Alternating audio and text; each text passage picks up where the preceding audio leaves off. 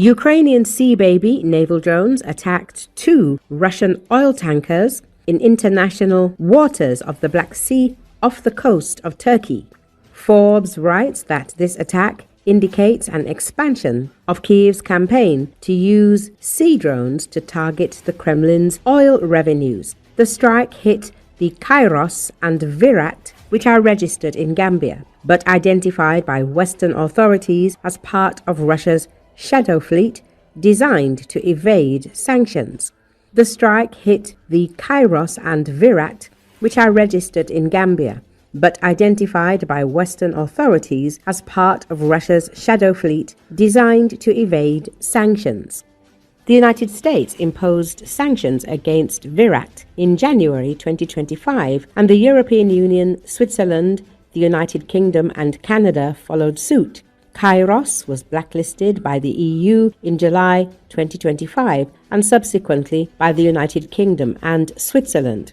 According to Bloomberg, Kairos was returning to Novorossiysk after delivering Urals crude to India, while Virat spent most of 2025 idle in the western Black Sea.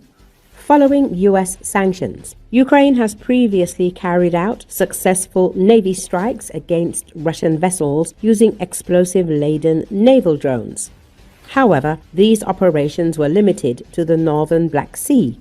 The strikes off the coast of Turkey represent a significant expansion of the operational range, demonstrating the improved endurance of the drones and Ukraine's readiness to strike Russian targets in international waters.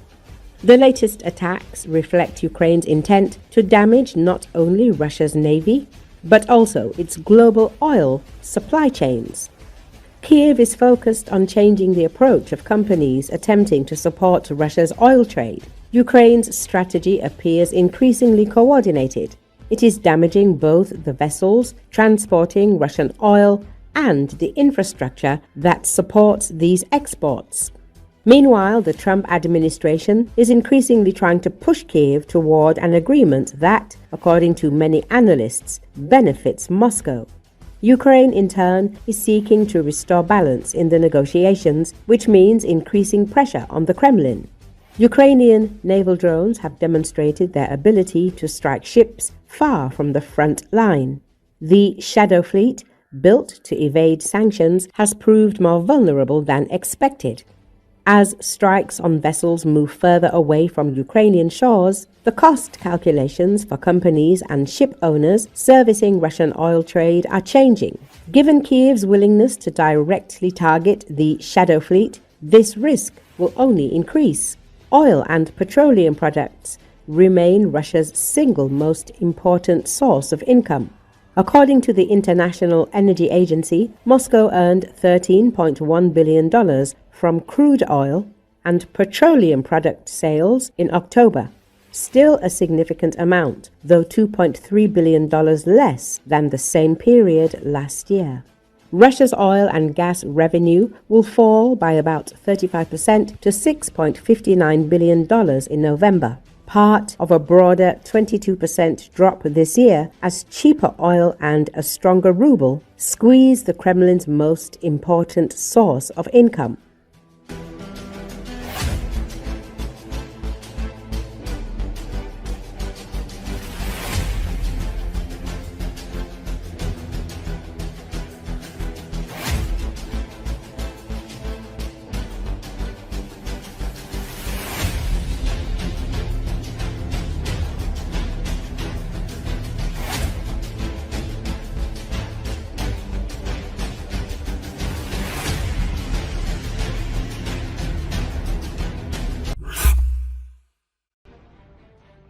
The war will end when Crimea is returned to Ukrainian control.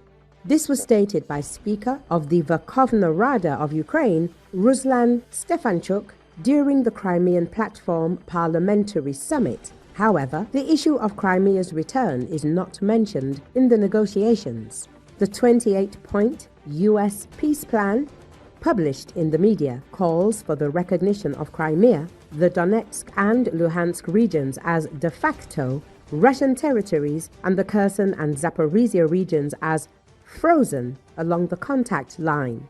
Later, media reports indicated that 19 of the original 28 points remained. However, no information was provided on which points were excluded or which were amended. Proposals formulated by EU leaders were also published. They are based on the 28-point plan, but have been significantly modified. The Kremlin said it had received the latest versions of the peace plan, but had not yet had a serious discussion with the American side. The Russian Foreign Ministry noted that it welcomes American efforts to find a peaceful settlement, but emphasized that Moscow will not make any concessions on this issue. Any proposals related to recognizing Crimea or other occupied territories as Russian are unacceptable for Ukraine, according to political scientist Volodymyr Fesenko. He notes that existing initiatives discussed during international consultations already align with this position. Europeans, for example, are proposing a compromise, recognizing the occupied territories as de facto Russian. But for Ukraine, this is taboo, Fesenko says. He is convinced that even theoretical compromise is impossible on the territorial issue. There's a deadlock on the territorial issue. I simply don't see any way for Ukraine and Russia to reconcile their positions on the territorial issue.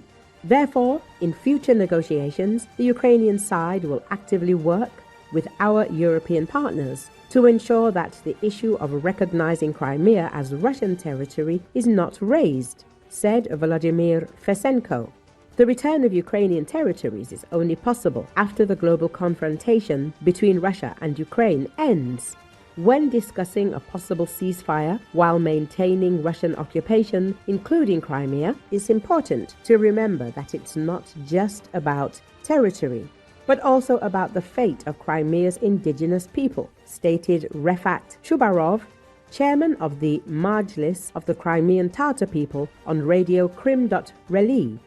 He emphasized that prolonged Russian control poses the threat of the Crimean Tatars being permanently expelled from their homeland. What Stalin failed to accomplish by deporting the Crimean Tatars, and the Crimean Tatars spent half a century in exile, Putin will complete.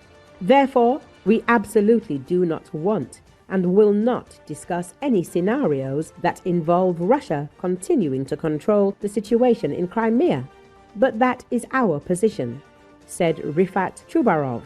The head of the Majlis is categorically against recognizing the occupied territories as de facto Russian.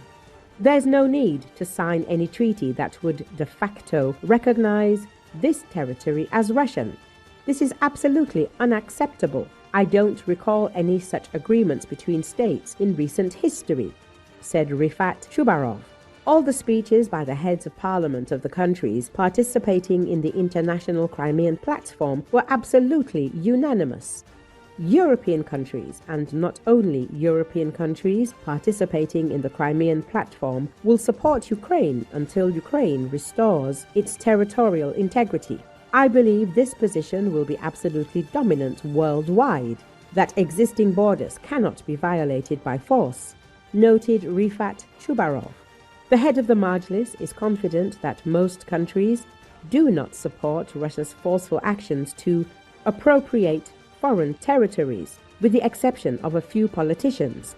But they come and go while countries' positions remain, and therefore, Chubarov says, it is necessary to continue the struggle to reclaim all occupied territories.